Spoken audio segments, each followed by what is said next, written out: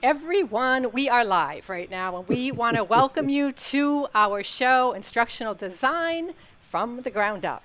We are here today to talk about soft skills, and we are being joined by our very special guest who joined us last time as well for our live episode, Ashley Bunn. Ashley is the manager of Learner Experience at Braze. And she is a wealth of knowledge, and I loved picking her brain in our last session. And I can't wait to pick her brain on this session too. And I'm sure Some serious Chuck brain feels the picking same coming way. up. Some serious. Ashley, welcome. I'm so glad you're going to be with us. And for those watching live, put on your seatbelt because this is going to be another 60 minutes of madness. But Ashley is going to join us on a number of these, and we're going to have some discussions and really dig into this. And my gosh, I'm so happy you're here with us. I love that smile, and I love what you bring to instructional design, Ashley. Oh, well, now I gotta come back. This is a break. After a hard day of work, yes. Oh, yeah. The only person I talk to every day is my dog, so this is great. You can talk dog to me if you like. I can bark. Is your dog going to be making an appearance? That's what we I gotta want have to the know. dog. Yeah. No, we can't afford her. Come on. Oh, SAG. Okay, SAG after. Exactly. Yeah, that's a long story. I won't get into that. So anyway, we're going to talk about soft skills tonight. So those of you that are here, we're not talking about soft skills in the sense of how we design soft skill courses. We're going to talk about soft skills for instructional designers. And I think this is an incredible area because I constantly say that there's so much more to instructional design than just designing. It's about managing process and communicating and all these other things. And lo and behold, the bright folks up at Northeastern University who have tremendous programs in instructional design and learning technology and what have you, have put together a list of things. And I'm going to read those, and I want to make sure I get the names right. But before we get into it, I'm interested in what you think, Ashley, about this whole second set of skills that instructional designers need to move from design plateau up into leadership plateau and be able to actually work with subject matter experts and clients and managers. And how much and what percentage of your time do you think you spend doing that kind of stuff? More than I care to. So I'm gonna answer the second part before I answer the first. I think that more of what we do as instructional designers truly is people management and relationship building, and specifically strategic relationship building, which I think lends itself to the industry because so many of us are creatives, and we have that ability to connect with people on a level that's more than just procedural, which is really valuable. I think in terms of the other aspect of your question, this is really something that I appreciated being a part of my curriculum at UMBC.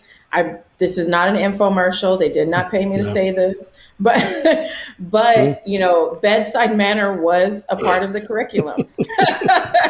How much did I talk about that? Oh, at least once a class where it was just like, this is how you're supposed to do it, but your client is probably going to have you do it this way. And this is why it's important to be married to, let me see, I think the best way to put it is be married to the project, not the process. Because how many times does the process change? Every 3 seconds? Or it just breaks down. It will break down too. Anybody watching this that hasn't had a project go over the cliff, I hadn't been doing it long enough. It happens to all of us, and it will happen on every project to some degree. And if you think there's a perfect project or the perfect client or the perfect content or perfect learner, then you're going to be incredibly frustrated the rest of your natural life, because that's the real world is about these things and these challenges. And that's where I think instructional designers really shine, is that they get in there and figure this stuff out. And I've often said, and I've said to both of you, the bigger the disaster, the more I enjoy it, because I get to get in there and fix it. And I use my systems thinking and my systems analytical skills to look at this, say, okay, this is where it's fallen off, and this is where we need to fix it. And then the rest of the stuff will start resonating with the rest of it. That stuff fascinates me, and I love it. And maybe it's not what everybody thinks about instructional design, but I can tell you that most of my job was making all the rails keep the trains on and finding out where the curves were and where there were problems. And all the design stuff is important, but there's a level at which you rise to where you have to become more of a manager of process than simply a designer. And I don't mean simply in the sense that it's not an important job, but there is a plateau that you reach, and then you reach farther. Exactly. Yeah, and one of the things that when we're talking about soft skills and dealing with people, clients, I found that part interesting because I just had a conversation with somebody today. I work at UMBC, and somebody had reached out to me because they listened to one of our talks, and she wanted to know about the program. And she asked me, she said, I really like dealing with people. Is this program, if I get into instructional design, is one of the things I need to be able to do? Do I need to be able to interact with people? Will I have that opportunity? And I'm like, oh, if you listen to anything Chuck how has about to constantly? say, always. It's all about relationship building, trust building, and all of those are really important soft skills. Absolutely. They're really important, and those are really important to develop for designers. If you don't already have them, you're going to struggle. You're probably going to struggle. Let's look at these, and I'm going to move around more than I would if we were taping something. So you're going to have to get used to me going in and out here. Live version of Chuck here. Yeah, Right. and Denise, who is a producer of our YouTube channel, is now making notes that she will text me later about. She's how executing bad I her was. soft skills strategy. I am. Her soft skill is, how- Chuck, you did a great job tonight, but here are a couple things I noticed. I've got my pen, notice. You went completely out of frame and out of focus, and your eyes left the camera. But other than that, it was a great event. We got a great shot of your forehead, though. Well, you know what? That's Absolutely. probably the best part of the things that you could see on my head. So out of Northeastern, Ashley DeFranza, and that's what you see. And we're going to put this link up here, all right, Denise? People will be able to find this. Yes, we are. And the title of it is 11 Top Instructional Designer Skills. But what we're going to look at is the soft skills. Let me read these for you as they are in this article. And I know there are others at Northeastern that are working on this too, so it's not just this particular presentation. They spent a lot of time talking and thinking about this, which I think is fantastic. So the first one they list is communications, then time management. We all know how important that is. Teamwork, creativity, interesting, flexibility. Can you be a gymnast? And ability to give and take constructive criticism. So all of you that can't stand there and have it handed to you are probably not going to do very well in instructional design because clients sometimes don't get it. Others we work with sometimes don't get it. And it's very easy to get frustrated with people like us that are systems people. So in other words, you kind of need to be able to have some thick skin to be able to take that constructive feedback and criticism and be able to do something with it. From somebody who used to be in law enforcement, and I had to learn to have a very thick skin because the names I was called. In fact, there was a thing in the academy where they would put you in a room as the newbie, and 7 or 8 sergeants and lieutenants would go in there and yell every possible profanity at you to get you to become some level of, okay, I don't care. Call me whatever you want to. And I found that great training in the sense that when you start taking things personally and you start letting those kind of flare-ups, which will always happen, not to that degree, but I just thought that this whole idea of thick skin, as Denise says, is really about having a comfort in what you do and being able to let people cool down and then describe what you do and find a solution, right? So, people are going to get mad. Designers get mad at each other. I mean, that's the way human beings operate. And Right. even professional demeanor sometimes is a little stressed, but I think that this is a good skill. So let's look at these. Communication. And one thing that I think designers as a whole are not particularly good at is communication. I don't think we always talk to clients as well as we can. I don't think we work as subject matter experts as well as we could. And I think a lot of this is because a lot of us are introverts. I know I'm an introvert. I know Denise is an introvert, and I think 70 or 80% of designers are introverts. And I don't know, Ashley, and when you were in my classes, if we did the extrovert introvert exercise, but from my years of doing that with graduate students, it's 70 to 80% are introverts. So communications is not something that is probably our top skill because we like to be in the background. We want to be down the hall, not in the front of the stage. Right. And communications isn't always easy for us. And I know that a lot of times the frustrations with people outside the design field are with them not understanding what we do. They have no appreciation for what we do. We've never explained it. And I think that's where communication comes in. Would you agree with that? Absolutely. Absolutely. And what's fascinating is that, like, the best skill that I got to help me be a better communicator was couples counseling. Really? Yeah, well, I Yes. I could would see that. imagine. Yeah. Yeah, in Right. there. Yeah. This is a long time ago, but it was actually while I was still in my master's program, and I was reading this book, and it taught the technique of mirroring in Mm-hmm. communication, where you, instead of just saying what you think someone is saying, but it's a real give and take exercise of validating Mm-hmm. that someone's been heard. Mm-hmm. And so you have to go through this exercise where if someone makes a statement, you repeat it back to them and then you say, is that correct? Or, from what I understand, you're saying X. Mm-hmm. And that has been one of the most valuable tools for me as an instructional designer, because when I'm going into a client meeting, usually the client thinks that they've clarified everything in like the Of first course. 10 to 15. Right. And then when you put it down in writing and send it to them afterwards, it's like, that's not at all what I've said. But Right. when you do that exercise with them, the purpose of the exercise is you literally cannot move on until the other person says, yes, that's exactly Mm-hmm. what I'm saying. Yeah. So And we communication, used to I think, call it is, go reflect ahead. deflect. So reflect what you're hearing, deflect the inaccuracies and highlight those, and then find that resonance of truth between the two of you, the 10 of you, or however you're doing it. And I think all of us that have been in counseling, certainly I have been, and I'm happy to admit that. I think it's probably one of the best things I ever did. Let me Right. reflect on myself and the things that I could do better. I think all of us, if we're honest, could find some growth and strength in that. But in terms of communications for instructional designers, we have to take that the next leg. I mean, why wouldn't we think of it in terms of the same issues? And I think your example is exactly on that. We are partners with all these folks. Why not treat Exactly. them as partners?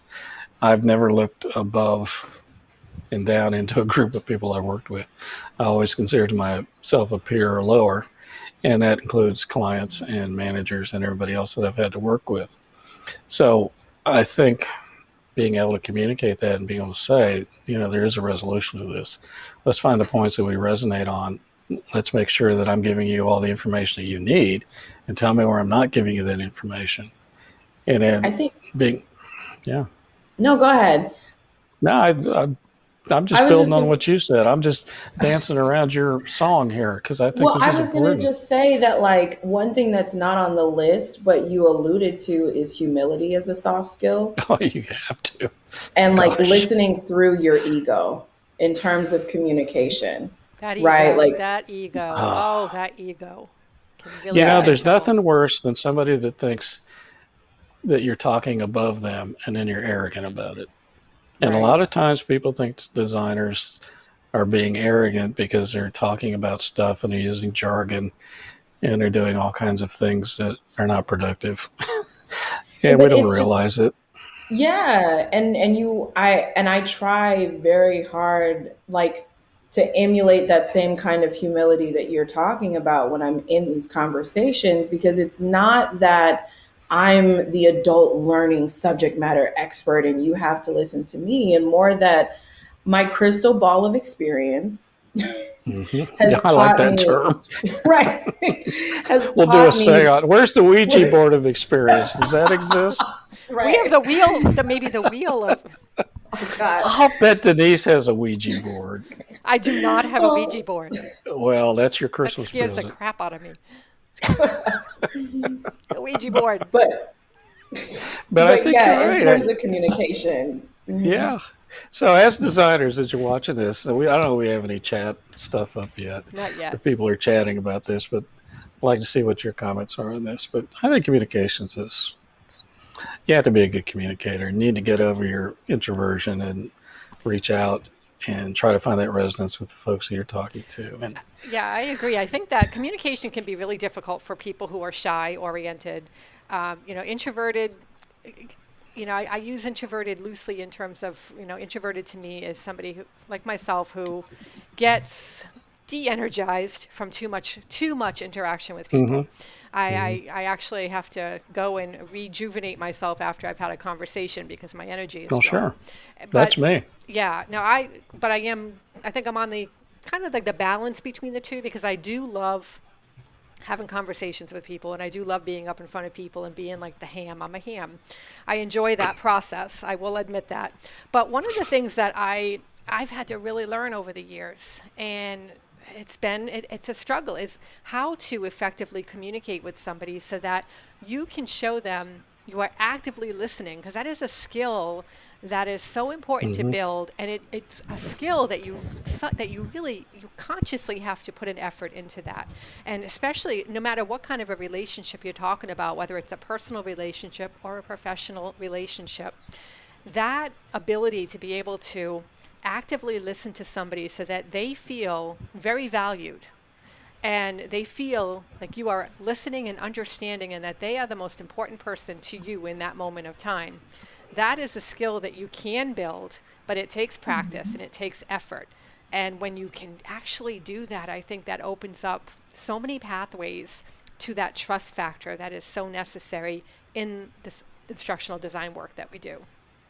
I think that's Well, a yeah, huge aspect of your yeah. reputation building. Absolutely. Well, the thing that they taught us in counseling when we put together counseling programs, when I did counseling, and also interestingly enough in negotiations. So I had to go get a certification in negotiations because I was doing contracts and articulate agreements, those kind of things. And one of the things they taught me in there was listen 99% of the time. Stay engaged, keep the eye contact, always act interested, even if you knew something wasn't going to fly, be open to talking about it. All the things that are obvious. And I think we all know it instinctively and intuitively, but sometimes in the pressure of the situation, you kind of lose that balance. But I think that is so important. And if you're an introvert, think about these things. If you're an extrovert, maybe turn it down to 7 or something. I don't know, but you'll find that resonance and you'll be great. So let me go on to time management. Now, see, this is one that really fascinates me, and I'm glad it's on this list from Northeastern, because time management to me is one thing a designer always gets wrong in the beginning. So every course they design is a time that they think it's going to take an implementation. And what I tell you in 602, double it or triple it, and you're going to be close. Because until you run through it, until you have it really set up and almost implementation, you're not going to know how long something runs. And time management, and even more in a systems approach to the process, is what are deadlines. When you get into writing contracts for your work, how much time do you think something is going to take? So what are the ratios for classroom course design to online course design to LMS course design and all those other things? And that's part of time management, I think, is really knowing what something takes and what's reasonable. So if you're writing up a billing or you're thinking about a course design, you've got a team, now you get 5 different things that you have to try to figure out in terms of these deadlines. So I don't know about you, Ashley, but time management to me, I never really struggled with it, but I never felt comfortable with it either. Yeah, that was one of the tools that I did struggle with. And I'm saying past tense. It's the thing that I'm like actively conscious about.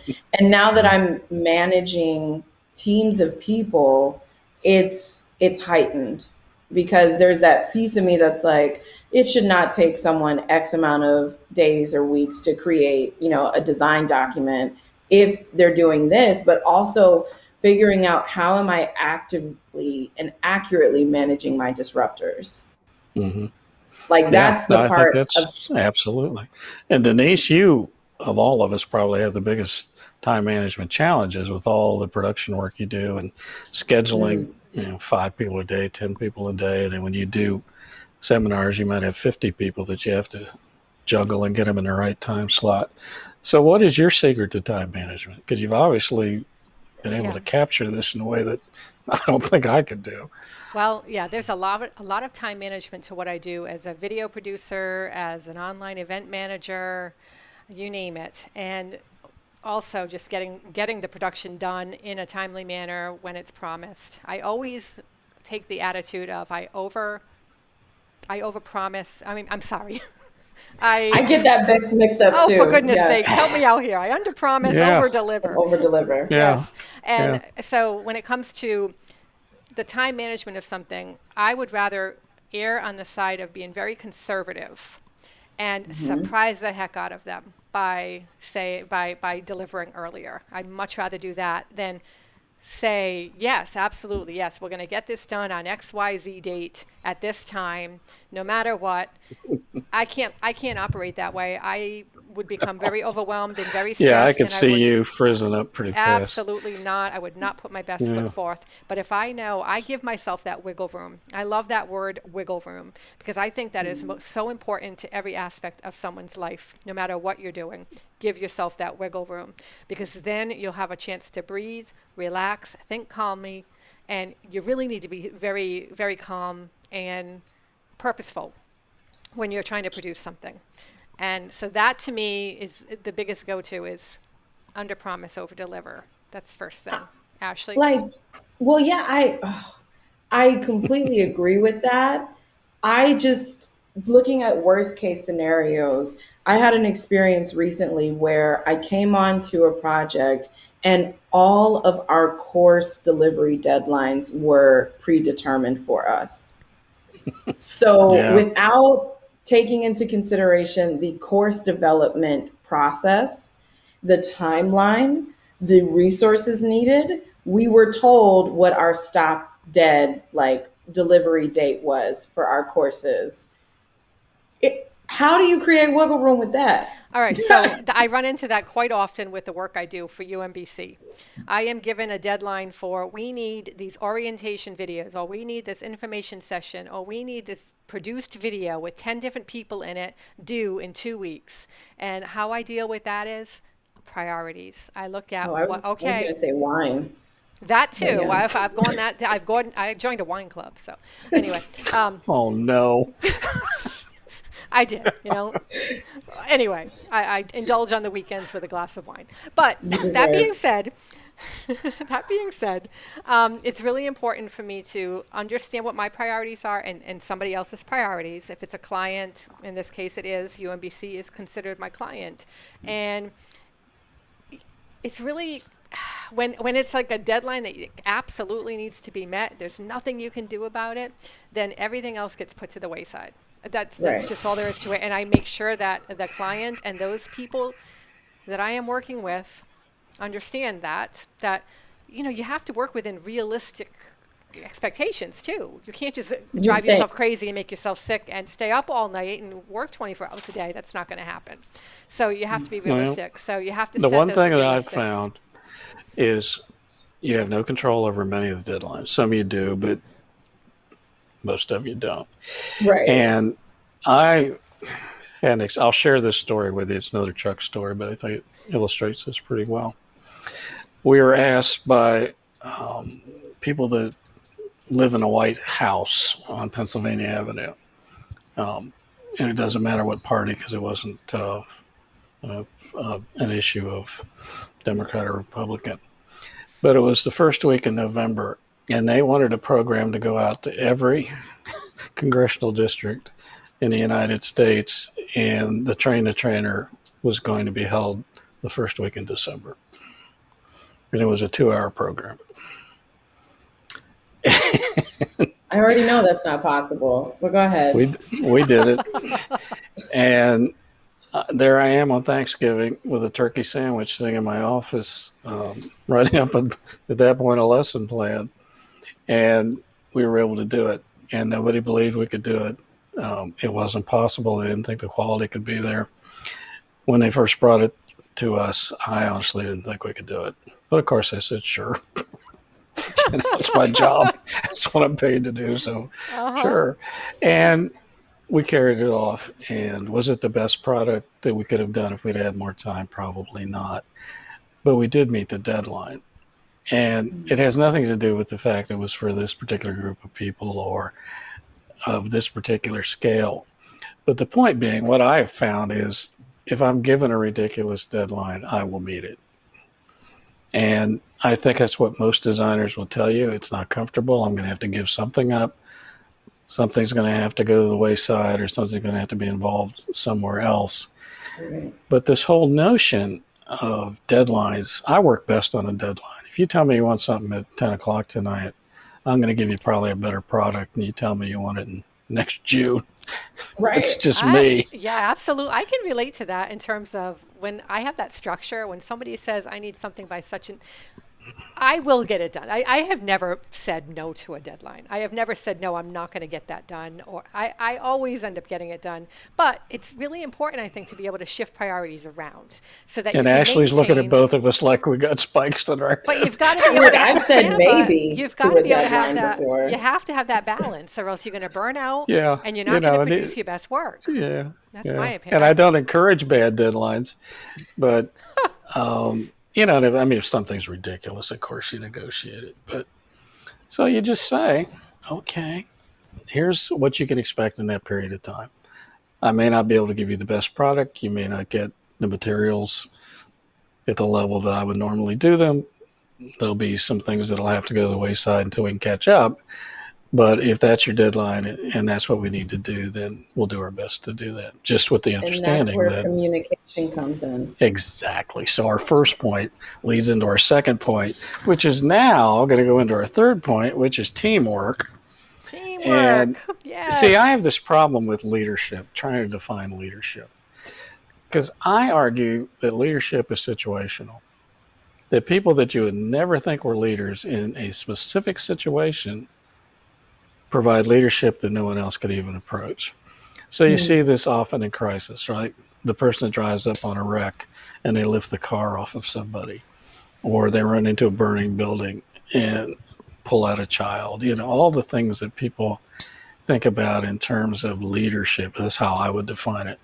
But then you start to think about what really is leadership. And I don't know that I know. I mean, I think you can have informal leaders that are more powerful and influenced in terms of their reactions and influence on other things Right. than what we would perceive as leaders. So actually, I'm interested in hearing your take on this. And I know Denise has got some thoughts on this. I mean, so to me, I am a school of servant leadership. So I believe that, like, if my team is operating and collaborating successfully, then I'm an effective leader. Okay. I'll buy And that, so, sure. like, thanks. Yeah. So it's like, it's less about, and I remember hearing this and it always stuck with me, but basically the belief that if I have to keep saying I'm in charge, then I'm not really in You're charge. not in charge, no. If you ever have to say it, you're not in charge. Hello. That's a good point. Very good point.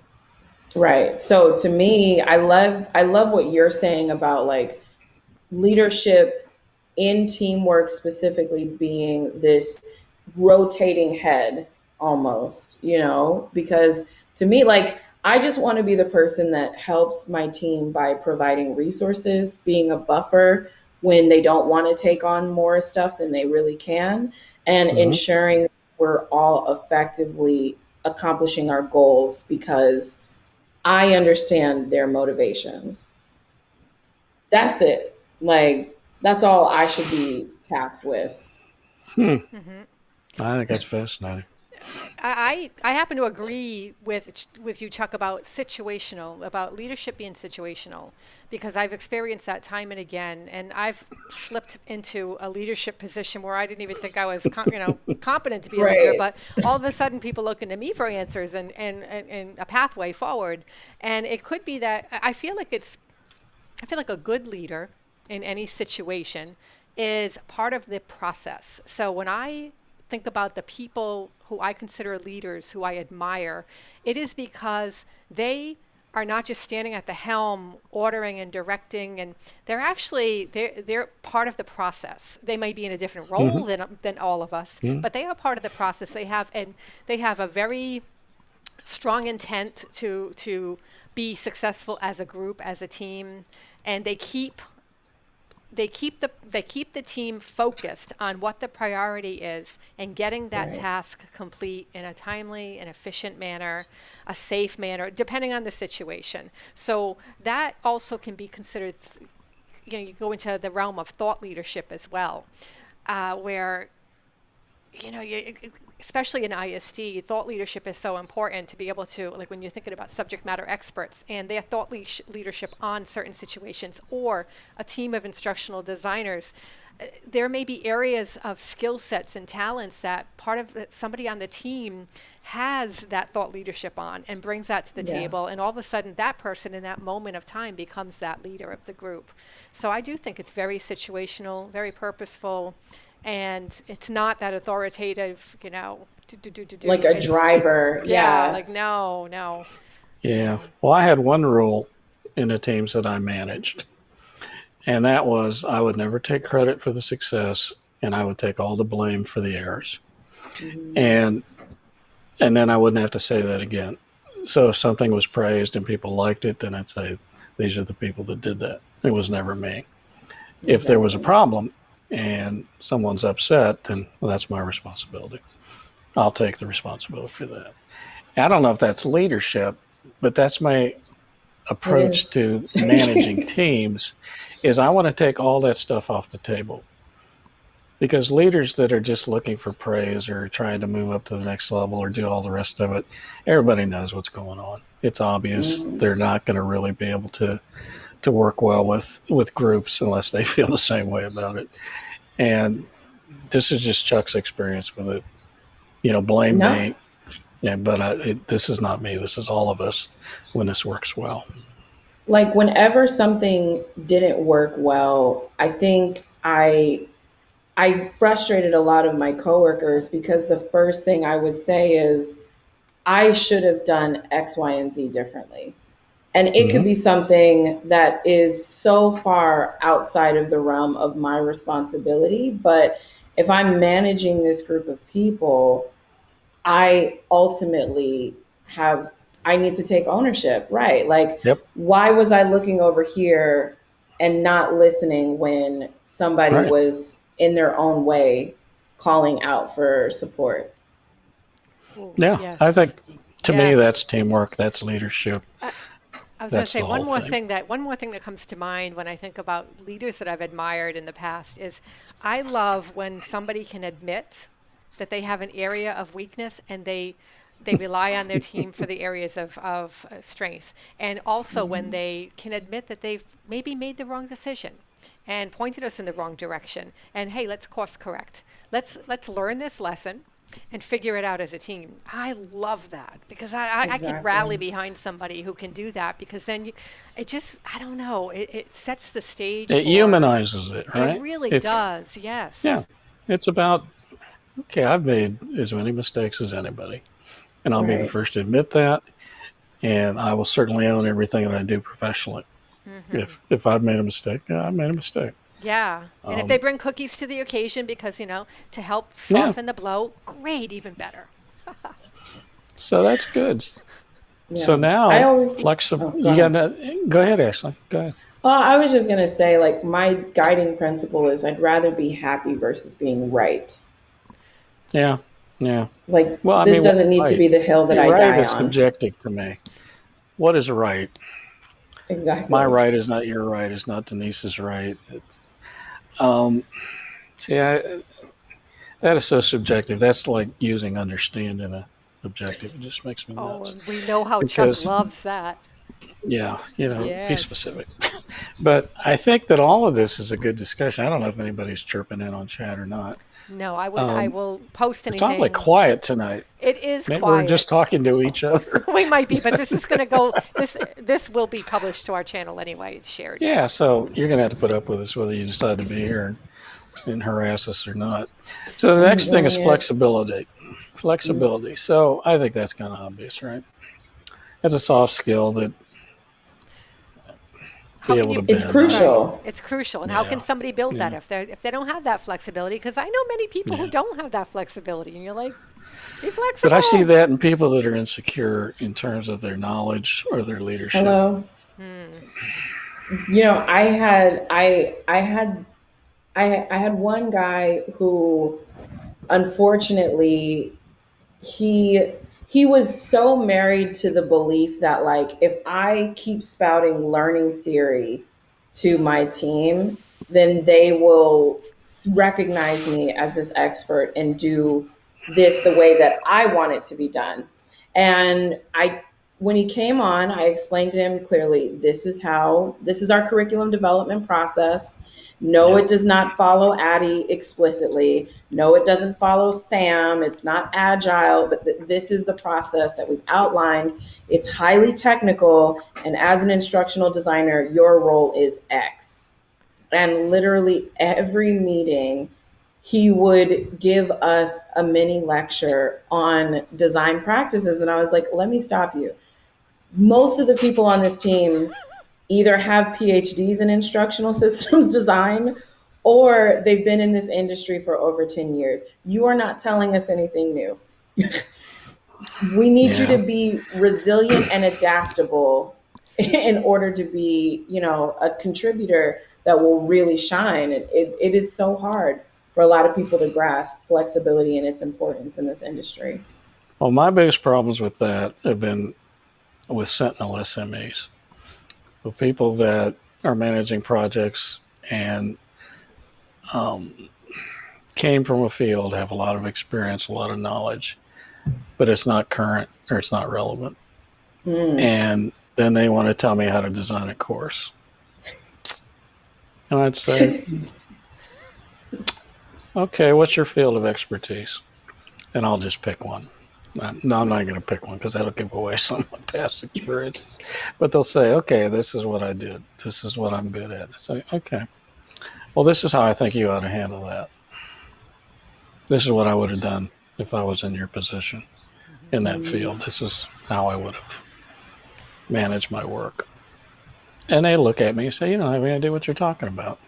Right. So, bingo. B8. Bingo. And it was either a fist fight or a common understanding at that point, because people just, when they get insecure, and I honestly believe it's when they're insecure, they feel like they have to project something that gives them validity and brings them up to a level that they think it should be about. And of course, as a manager, you find great ways to deal with that and say, come on, we're okay here. You don't need to do this. Let's find other ways for you to contribute. No, not in the group, but honestly. And that was going to be my question to you. Unless How you're do you- actually. That was going to be my question: is how do you deal with somebody like that? Because that is all part of Yeah. that communication issue, breakdown, yeah. and being able to have a conversation, a crucial conversation that the person feels understood and valued still, and you come to a win-win solution. Which is I not want to always easy. say, right, yeah, no, it's definitely not. And sometimes it's easy, sometimes it's hard. The thing, I mean, Chuck really hit the nail on the head that it's insecurity. And so, like, having to manage someone with kid gloves and making sure that we are, well, okay, I would say first it's hiring right, like hiring the right personality and then training to or developing to the skill level is more valuable. And it's probably something you could stand up quicker than hiring someone that's at a high skill level, but their personality is just garbage. But the thing, you That's know, interesting. it feels like that Because seems I like found that what I thought were my best hiring decisions on a couple of occasions were the biggest mistakes I ever made. Oh my. Because you don't really know till you get people in situations of until they get their feet wet within a group and within a project and within whatever. There are some people that are very good at acting in a sense they can mm. portray a personality and a level of knowledge that's not consistent with what's real. And And a I'm couple an of times, actress. So yeah. that's how, like, I know how to ask certain questions in Mm-hmm. interviews. And I've been a human Mm-hmm. resources manager. So I ask very specific questions and follow Mm-hmm. up questions. But go ahead, Chuck. And it's just my view on it that, especially the more complex the work, I mean, the simple things, it's different. But when you're hiring a professional designer or someone who's going to be working in a team of designers, it's not always obvious. You can look at portfolios and you can look, okay, they obviously can do this work and whatever. But I've always found that it's the chemistry within the group that's just as important as the skill Right. set. And I don't think you know that until you get in and you start mixing it up. Yeah, I get True. that. I'm Maybe not going that's to not consistent disagree. with your experience. And I'd like to say I made some great hires. I'd like to say I made some pretty big mistakes, which I think all of us do. I just don't think that that one blush without any other points of reference is always as accurate as you want it to be. No, I can agree with that. I think so. To the point about, I think the thing that I've done in the past. So I heard this concept in terms of management and leadership, where instead of highlighting someone's weaknesses and then trying to strengthen that in them through the projects that you give them, highlighting their strengths and then strategically assembling your Avenger style group of instructional designers so that Yep. they're working smarter, not harder. But when you have someone whose strength is BS, like you kind of just you give them the writing task, but you have your backup on the back end that can step in where needed. I don't know if that answers the question at all, No, but but I think this is all this is about more your management cathartic than style. anything And else. everybody Yeah. and every organization is different.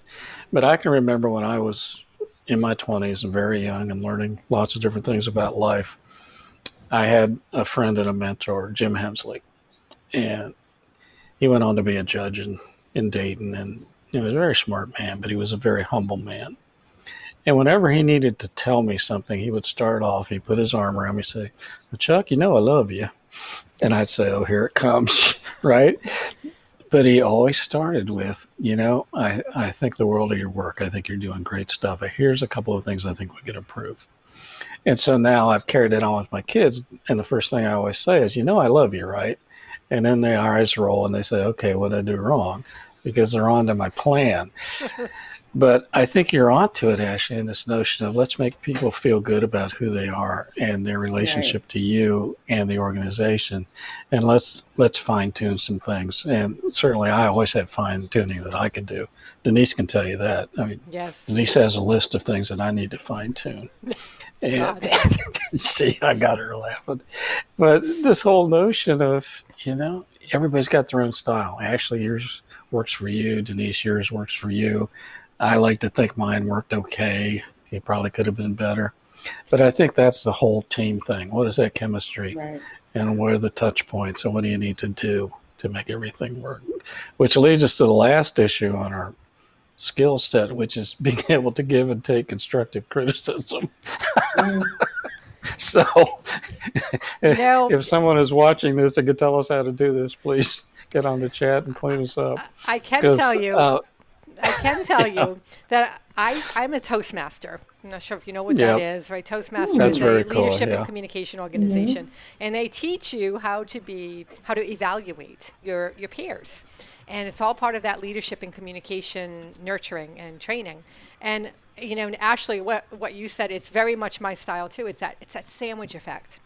It's that Tell them something that they're doing really good, that they're really good at, because you want to build up their ego a little bit. You want to build up their, not like you want to take down their defense walls and build up their feeling good about themselves, those feel good jujus. And then you can, then you go into the critical, the constructive criticism is, here's something I think that, I'd like to see you work on, because if you could work on these 3 points, imagine like you'll hit it out of the park, and then it's almost like you're their cheerleader, and Right. you're reaffirming to them what they do great already. So if you could work on these 3 parts, wow, imagine how you'll shine at that point. And it's that whole, that's what we do with our speech evaluations, is we do the same thing. The other thing that I do sometimes that I've found effective is say, here's something I had trouble with. Yes. Yes. Set it up so, okay, I made this mistake 10,000 times. Yes. Maybe we Right. can talk about how you can make it less. But see, I think this is the beauty of this conversation with the 3 of us, because actually I have so much respect for you and the work that you do. And I know that you're a terrific leader. And the way that you do this will be moderately different than the way I would do it, or the way Denise would do it. And I think to everybody that's watching this is an important point to take to heart, to think about. There is no right way to do these things. There's Absolutely. only the best way in your specific situation and in the context of which you're working. There'll be times when you have to be a tough leader, because that's just what you're given. There are times when you can nibble around the corners because you got a group that works with. And I'm not to say that one's better or worse. There's no value system here. But I can assure you that each group and each team and each project is different. And there will be times when you got to be a little bit, okay, folks, this is not cutting it. We need to go up to level B here. And there are other Right. times when you can say, okay, let's do better. We can do a little better here. Yeah. And right, Ashley? I mean, from your experience, there are groups where you just can't be nice sometimes. No, Right? absolutely. I mean, and that's where so I learned this strategy a couple of years back, but it's basically seek to understand. So and when I'm doing a feedback conversation, the first thing that I want to start off with is just a series of non-threatening questions, right? Where it's like, I'm just good, trying to good. make sure we're on the same page about what happened. And then once we get on that page, then, here's my feedback based on my belief of what happened. And so it's not me saying in an accusatory manner that you did this and your intention was to, but it's just okay, from what I've observed, my belief is that you're doing X, Y, and Z for this. Is that correct? And if the answer is no, okay, well, let's get to a common place of understanding. What are the resources I can share with you? And then this is our accountability metric, which sometimes is I'm going to follow back up with you on this by the end of the day.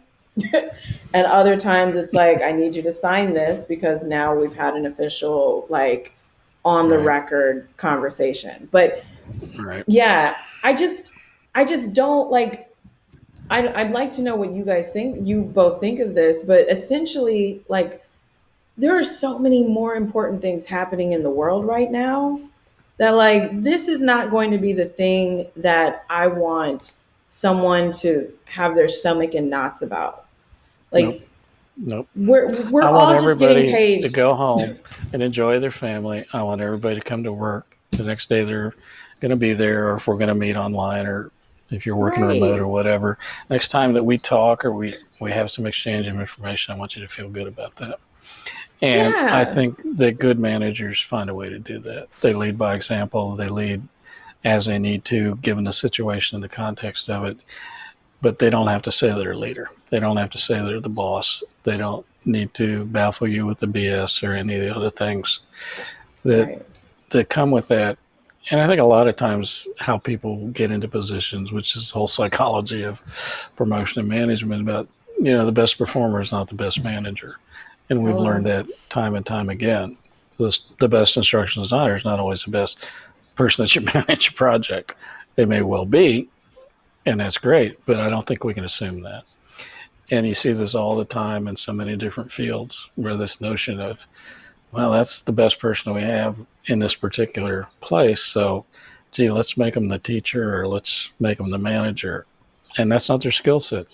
And I think this goes back to Gardner and this whole notion of multiple intelligences, that each of us has a resonant point with certain things, whether it's music or math or whatever the different areas that Gardner looked at. What a brilliant guy. And this whole notion of IQ and the rest of it was just kind of silly when you look at it in the context of this, that each of us has a resonant point of understanding about something in life. And that's what we'll be best at. And it doesn't mean that we're best at any of these other things. It simply means that in this particular area, within this silo, we're pretty good at this. So baseball players are real good at baseball, right? So why would you expect a great baseball player to be a great manager of baseball? Yeah, that's a great point. Can I ask a question? Yeah, I'm sure Denise can answer any question. Right. No, you cannot. Right. Well, I mean, I love what you're saying, Chuck, and I'm curious, like, how you apply that to emotional intelligence and emotional vocabulary. Mm-hmm. I think they're all related. And I think emotional, I mean, I'm not an expert on either of these, so this is just Chuck speak and, take it for what it's worth. But I think Gardner's work really helps me as a designer because I look at, okay, I've got a population of people that maybe don't have a college education, maybe didn't finish high school, but you know what? They're the best people at this particular skill. Mm-hmm. And I need to take that and run with it. And I need them to feel good about being good at what they're good at and build their confidence and do the rest and make the point that not everybody is judged in the same way. So if the only thing you're going to judge someone by is their academic level, then you've completely missed the point because that doesn't matter. And I think it's becoming less and less important. And the fact that you may have a terminal degree or you have a master's degree or that you went to a community college, I think that's great. And you should do those things if you want to do those things. But not every job requires those things. And what we found in this economy, I think, is that what's important is you be able to do what you've been asked to do. So, and this is why, and this gets into a larger discussion in instructional design about this whole notion of why do we have to take courses if we already know something? And we talked to Jess about this notion you can pass through. If you can say that you can do these things, we're now going to look at you and evaluate whether you can do these things. If you can, there's no reason for you to spend 12 weeks in a college course. If you can show me that you can meet all the objectives for this course, then we may have to charge you tuition or we go broke, but we'll figure out a way. And I think this is where flexible learning and all these other things come in. So then you go back to emotional intelligence. And how do you really define that? I mean, from whose perspective is intelligence emotional and where does that lie? And believe me, I know very little about this because I don't have to deal with it, thankfully. Even though I'm in the psychology department, there are those that are very much more attuned to these things than I will ever hope to be in 7 lifetimes. But I think the point, Ashley, for designers is that you have to put all this in your skill set. You've got to be able to, as a designer, not just to write 4-part objectives, but you need to look at the population and determine where they are and what are their strengths and what are their weaknesses. And if you simply do it by academic qualities and grade level and, even literacy, I've known some people that were illiterate in the sense that they couldn't read or write, and they were probably some of the smartest people I ever met. My grandfather didn't make it through 6th grade, and I would consider him the biggest influence in my life about education. So I think there's a lot of this old standard stuff that's starting to fall by the wayside. And we're really starting to look at these finer points of how people function in society and function in jobs and everything else. So I don't think that answered anything you asked me, Ashley. But I'm poking at it because I think these are things that designers need to think about. Yeah, I think it does. I think you did answer the question. I think in terms of another way that it's valuable as an instructional designer is how you are crafting your engaging exercises and the responses to something, right? Exactly. So like in terms of how you're shaping the behavior that you want to see someone exhibit, if you're writing let's say, I hate multiple choice questions, but like if I'm doing a case study, I hate them so much. But if I'm doing a case study, I can at least go down into a feeling and emotional level. And that's why I like what you said, Chuck, about how someone feels about how they're doing the work, or how I feel about how I'm completing this task. That is something that you can incorporate into your objectives in a way, or at least into how you're building your experiences for your learners. So So you that's want why to I keep also the think it's siloing important. down. You want to be open to what a student and a learner brings in your population. It's not Hmm. just one thing. It's the entirety of who this individual is. And I think it's an Exactly. incredible act of disrespect not to look at a learner holistically and look at everything that's there, because you will find resonance with what you need to accomplish instructionally. I've never seen it not happen if you go to this level. But again, this is where we talk about instructional design as a science. There's so much Hmm. stuff out there. We have to be psychologists. We have to be sociologists. We have to make PowerPoints. you know, I mean, that's who we are. And Yep. if we don't take all these things into account, then we have very shallow and probably not very well Analysis. Exactly. designed programs and courses. Exactly. I ask some of the weirdest questions in my focus groups, and people always look at me like, well, what? That's not who I wouldn't ask them that. And I'm like, just the way my Yeah, brain just works. hang on, just hang on, right? Right. Yeah. So if I've got focus group stuff in a couple of my books about how to design the questions, I and I know. always close in the focus group. If you could talk to the person that's responsible for everything we've talked about, what would you say to them if you didn't think you would get fired or there would be no repercussions? So if you could say something to the CEO of this organization, what would you say to them? And then I build backwards. I know you design yours differently, everybody does, but this whole notion of focus group, I want to get people to free associate.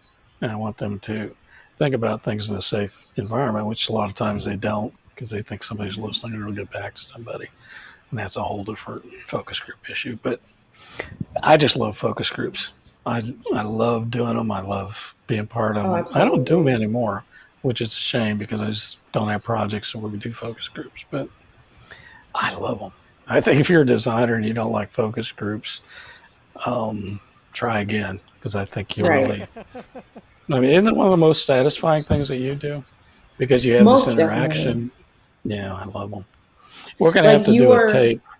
Yeah. sorry. So maybe one of these times, Ashley, when you're on with us, and you're going to be on with us a lot. I don't have the dates in front of me, but Ashley's going to be a regular on here. So we're going to class up the joint, and she's going to, not in Denise's case, but certainly in my case, because you get enough of me pretty quick.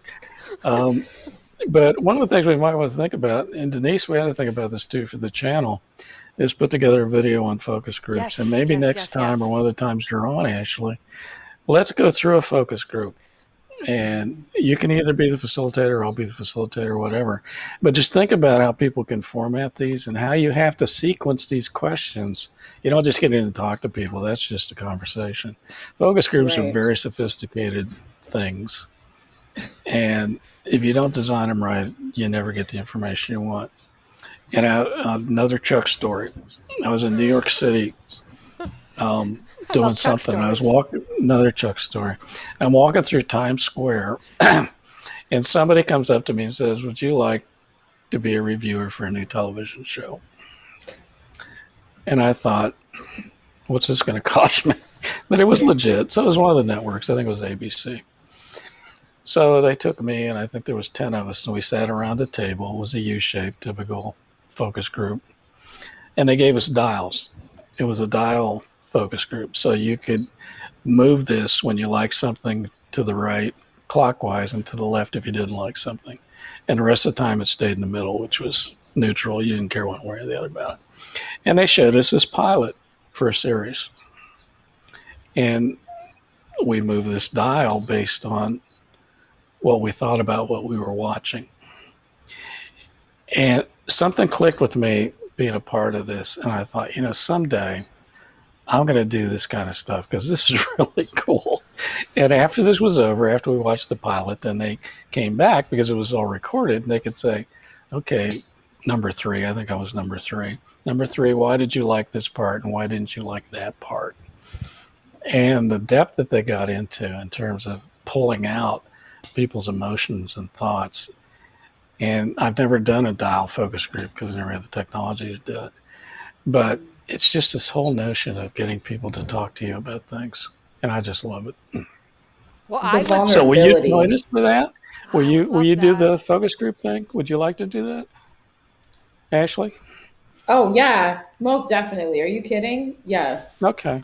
So if people think that's a good idea and Denise thinks that's a good idea, then let's have one session where we look at focus groups. Oh man, I would love And that. I really would, because I would love to learn more about it. I've never been in a focus group. oh, Never. no way, really? Never. Oh, I'd love to sit there and like look yeah, at a because you have pilot TV opinions. show. You have opinions, I would love Denise. to do that. We could talk Anyway, about how to pronounce things in the language of Rhode Island, and you could give us all kinds of insights on that, I can. right? Oh my I'm God. And excellent I can on do that. Buckeye accents, so my Ohio accent, and you can do your Tule-Do accent, Ashley, from your Oh, time in no. Toledo. I No? will absolutely do upstate New York. That's Oh, okay. Well, you do Oh, upstate. all Okay. right. Yeah, I was only a downstater, so you're an upstater. So let me thank again our folks from Northeastern for this list, and Ashley DeFranza, and also Elizabeth Mahler, who's on the faculty up here as a graduate of UMBC, was not one of my students. She had the good fortune to only learn from Dr. Cook. So, Elizabeth, I hope you're watching, and if not, we'll make sure that you watch this. But I want to give Northeastern the credit for this. It's really smart that they've thought about these things and that we can steal it. So thank you to all of them. Yes, and thank you so much for everyone tuning in to this live session. I don't know about you, but I had a great time. I love talking That's with fun. these two. Just such a great time, and what a great conversation. And it's such an important conversation for people in the ISD industry and just in general. Soft skills are really critical. And if you can It's really cool. it really So, is. Ashley, thank you so much. Did you have fun? Yes, most Yeah. definitely. Yay. Oh Did I my say gosh. anything wrong? Sometimes I say things wrong. Denise Not just said yet. it's me out. No, I didn't. Okay. Yeah, Denise, sometimes it's all day. Oh, there's Chuck again. Another Chuckism. Click. Well, what's interesting is you say things are fascinating, and I'm just like, is it fascinating good or fascinating like, oh God, I'd never do that. Thought I wouldn't So pick am up I on any that. different on here than I was in the classroom? No, No. no. No, did we have fun in class? We always had fun, didn't we? Almost definitely. Otherwise, I wouldn't be here. Yeah, no. I mean, that's the thing about education I think is so important is enjoy it. Have a great ride, enjoy your classes, enjoy the people that teach, ask great questions, and don't be afraid to be That's part of things. that's how learning truly sparks within It someone. really I does. agree. And I Yeah. really enjoyed having you in class. I say it 100 times, but you were sometimes the bright spot on days that were not all that bright. So I thank you for that. And Oh, thank you so yeah. much for being part of this and, willing to risk your reputation on our broadcast efforts. Yes. Yeah, you'll be changing my name after this. Like, let's just make Yeah. sure that So just give us whatever name you'd like to use, and we'll change it all out in the past segments. thank you. Thank you, everyone, for tuning in. Please subscribe you to our so much. channel, and we just really appreciate your support being here. If you are watching the replay of this, go ahead and put some questions, comments. We'll get back to you on them. We always do. We'll get to them. Thank you. Bye.